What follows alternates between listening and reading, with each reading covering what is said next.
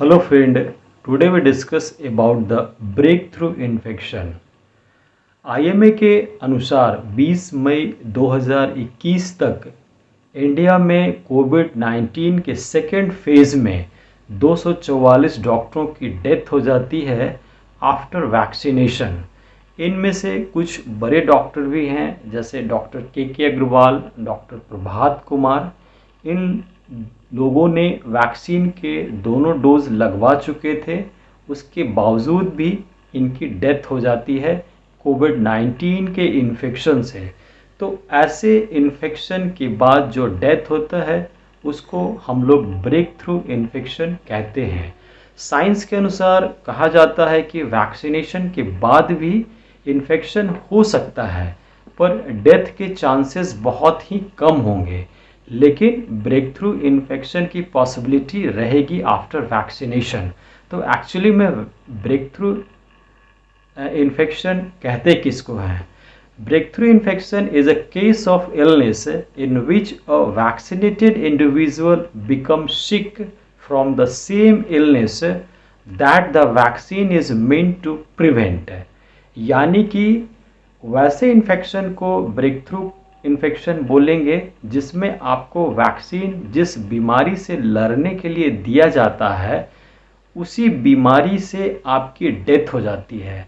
यानी कि वैक्सीन जो एंटीबॉडी बना रहा है वो एंटीबॉडी इफ़ेक्टिव नहीं हुआ और आपको जो इन्फेक्शन हुआ यानी कि एंटीजन जो बॉडी के अंदर एंटर किया उससे आपका कॉम्प्लिकेशन हुआ और आपका डेथ हो जाता है। ये ब्रेक थ्रू इन्फेक्शन के डेफिनेशन है। लेकिन जब ब्रेक थ्रू इन्फेक्शन से डेथ हो जाती है तो ये बहुत ही एक सोचने वाली बात होती है कि इसको कैसे कंट्रोल किया जाए, क्योंकि in general break through infection से डेथ नहीं होता है, बहुत ही रेयर चांसेस रहते हैं और बहुत ही कम परसेंटेज होते हैं। लेकिन अभी कोविड में ऐसा देखा गया है, पहले भी जो वैक्सीन दिए गए थे उनमें भी जैसे मम्स रूबेला में भी ब्रेक थ्रू इन्फेक्शन के केस आइडेंटिफाई हुए थे, लेकिन डेथ बहुत ही रेयर था। लेकिन कोविड-19 में ये देखा जा रहा है। तो इसके क्या कारण हो सकते हैं? कारण तो जैसे एक ये भी हो सकता है कि जो वैक्सीन आपको दिया गया है जिस वायरस के अगेंस्ट में, उसमें अगर म्यूटेशन हो गया हो तो वैक्सीन का इफ़ेक्ट कम हो गया और आपको इन्फेक्शन के बाद डेथ दिखने को मिलता है। दूसरा कारण हो सकता है कि इम्प्रॉपर एडमिनिस्ट्रेशन ऑफ वैक्सीन, यानी कि वैक्सीन का ठीक से ना दिया जाना भी एक कारण देखा गया है।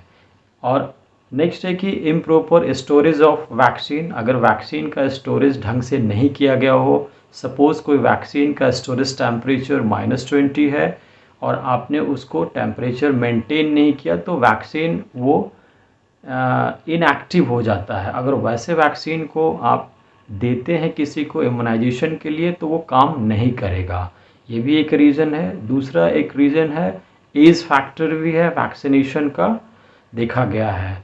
और नेक्स्ट रीज़न है वो है आपका longevity of memory B cell, यानी कि बी सेल के पास अगर मेमोरी ठीक से नहीं रहा तो वैसे कंडीशन में भी जो एंटीबॉडीज़ बनना चाहिए आफ्टर इन्फेक्शन वो नहीं बनता है और आपके अंदर अगर वायरस का इन्फेक्शन होता है तो वो कॉम्प्लिकेशन काउज करके डेथ को लीड करा सकता है। ये सारे देखे गए हैं संभावित कारणों में। और अगर इसके उपाय की बात करें कि कैसे इसको कंट्रोल किया जा सकता है तो ये अभी भी बहुत ज़्यादा इसमें इंफॉर्मेशन नहीं आया है, ये अभी रिसर्च का विषय है। कुछ पॉइंट हैं जिसको देखा जा सकता है ब्रेक थ्रू इन्फेक्शन को कंट्रोल करने के लिए। पहला है कि इसमें अगर वैक्सीन जिसको दिया गया है उनको आफ्टर वैक्सीनेशन यानी कि पोस्ट वैक्सीनेशन भी कोविड के सारे प्रोटोकॉल्स को फॉलो करने चाहिए। यानी कि अगर मास्क लगाने के लिए प्रोटोकॉल में है तो वैक्सीनेशन के बाद भी आपको मास्क लगाना होगा।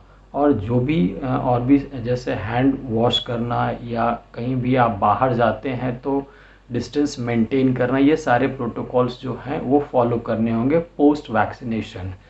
दूसरा है कि surveillance of vaccinated person for infection status, जिनको वैक्सीन दे दिया गया है उनको सर्विलांस पे रखना होगा कि उनको इन्फेक्शन हो रहा है कि नहीं हो रहा है। इसके लिए कुछ डेटा तैयार करना होगा वैक्सीनेटेड पर्सन का इन्फेक्शन चेक करने के लिए। रैंडम उनका आप टेस्ट कर सकते हैं इन्फेक्शन हुआ है कि नहीं।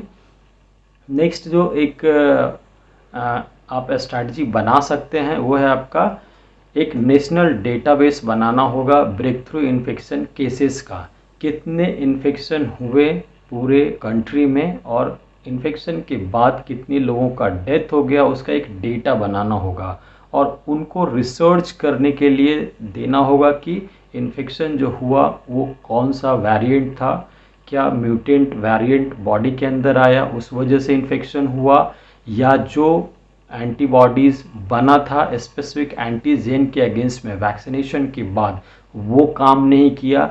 ये सारा एक डेटा तैयार करके इसको रिसर्च के लिए रखना होगा ताकि वैक्सीन को अपग्रेड किया जा सके।